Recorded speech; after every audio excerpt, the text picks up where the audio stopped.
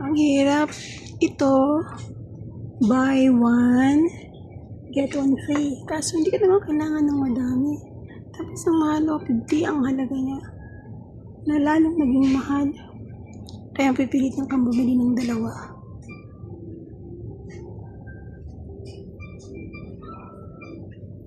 So, hindi ko alam kung anong bibilin ko, guys. Ang mahal pala ng olive oil.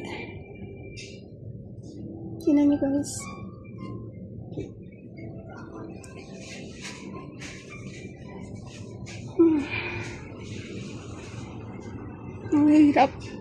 Mahirap mag-budget ng pera. Mahirap din bumili ng kung ano-ano. Sabihin pa sa boss.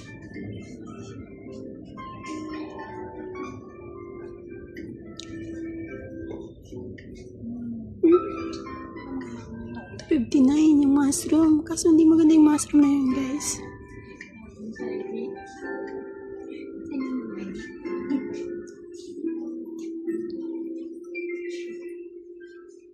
Kasi ang mamahal.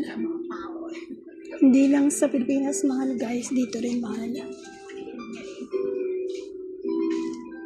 Okay, guys. Thank you. Please subscribe to my YouTube channel.